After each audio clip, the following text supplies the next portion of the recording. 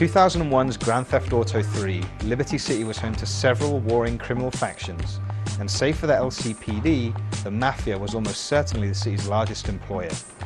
7 years later, that's still true, but the Liberty City that you explore in Grand Theft Auto 4 is barely recognizable as the same place, and it's a lot bigger. Stepping off the boat in the shoes of illegal immigrant Niko Bellic at the start of the game, it's immediately apparent that you have an extremely long way to climb to the top, or even to make a life for yourself in the land of opportunity. The mansion that your cousin told you that you'd be living in is actually a crappy apartment. The sports cars are low-budget cabs, and the women, well, they're pretty much non-existent unless you go out at night and pay for their services, or take the time to find them on internet dating sites. Hit me up again soon, homie. That was fun. There are plenty of friends for you to make in the city, and they're all very useful to have. To make money and to advance GTA 4's superb story, though, you need to run errands for anyone who'll pay you. Niko's skill set is somewhat limited, given that his only trade is killing. Fortunately, Liberty City is so corrupt that you'll find that there are plenty of employers looking for people just like you. As in previous games, many of the missions simply require you to deliver packages or kill targets without getting caught by the cops. There are some more interesting ones sprinkled throughout the proceedings though, like taking part in a bank heist, getting dressed up for a job interview, or stealing a truck by getting up onto its roof and trying to hold on as it races around the city. This heroin is cursed! You don't fucking want it! Better still are the missions in which you don't necessarily have to blindly follow orders and are given big decisions to make. These decisions are invariably life or death for someone, and the choices you make can have ramifications later in the game and even unlock bonus missions.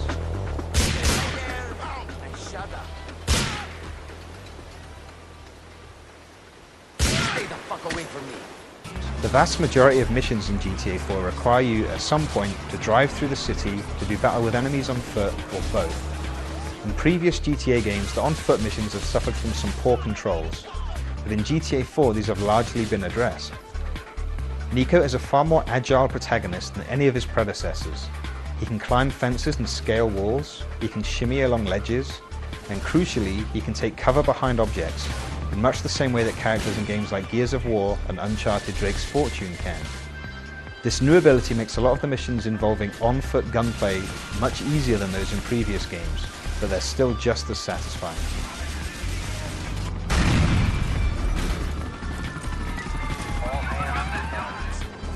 Driving missions are also easier in GTA 4, not because the vehicles handle any better or because Liberty City has solved its traffic congestion problem, it hasn't, but because so few of the missions are played against the clock now.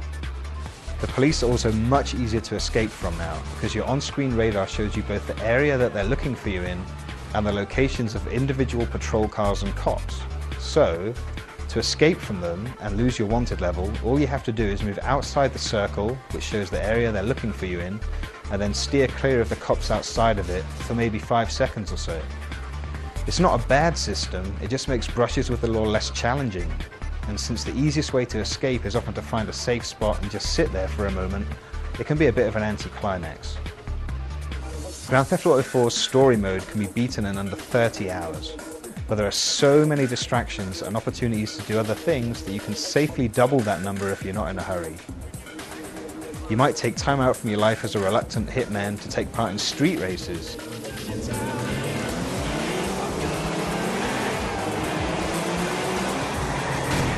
Or to steal cars for a friend with a penchant for rides that he can't afford.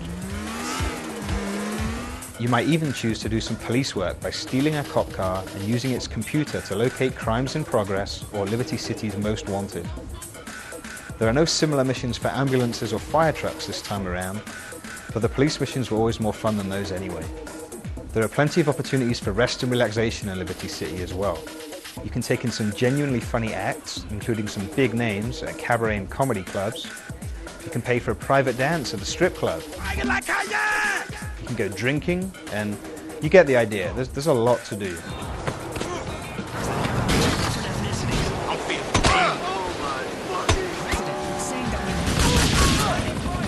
There are no hidden packages to find this time, but that's only because they've been replaced with something even better.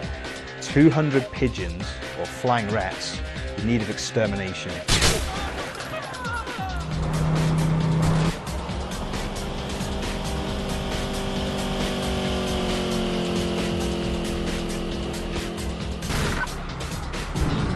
That's 7 units from Northern Garden.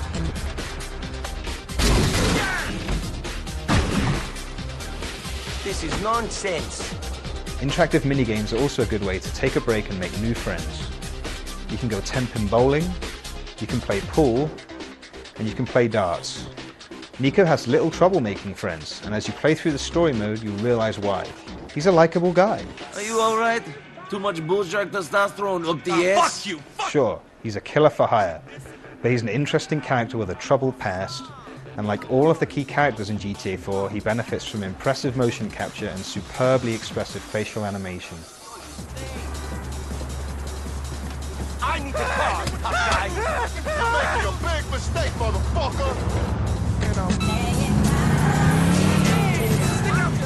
Like Liberty City itself, Nico is no oil painting, but the fact that GTA 4's visuals are a little rough around the edges is easy to overlook when you consider the sheer scale of the environment that you're playing in and how much stuff is going on there. The best way to take in the sights of Liberty City, incidentally, is either to just walk around or to leave the driving to someone else. Cab rides and helicopter tours really show off the city at its best, especially if you switch to the cinematic camera option while you watch them. For sure. Alright, listen, man. Alright, listen, me and my ice-cold friend Nico gotta borrow your car. Perhaps the most exciting new feature of Grand Theft Auto 4 is online multiplayer. There are over a dozen different modes to choose from, including everything from death matches and car races, through to co-op missions, turf wars, and team-based cops versus crooks games. The quality of these modes varies quite considerably, but what makes them all so impressive is that you have the option to play them either in a confined area of the city or across the entire map. All of the modes offer a huge list of customization options, and if you're playing with the right group of people, there's no reason why you shouldn't have a good time with all of them. Interestingly, your score in multiplayer games is measured not in kills, but in dollars. You're rewarded money every time you kill someone, but to really reap the rewards you need to loot their corpse. Which means it's a lot harder to win games as a sniper on a rooftop than it is if you're running and gunning down on the ground. Grand Theft Auto 4 isn't perfect. AI characters will occasionally refuse to do what they're supposed to the point that you have to restart a mission. The graphics, while impressive at a glance, don't really hold up to close scrutiny. And, if you're familiar with previous GTA games, you'll find that most of the new features in this one, with the exception of the cell phone, which is great, actually don't add a whole lot to the core gameplay. With that said, Grand Theft Auto 4 is a game that you simply have to play. The storyline and the characters are superb. There are loads of weapons and vehicles to play with, and no game world has ever felt more alive than the living, breathing metropolis that is Liberty City. You will have fun playing this game.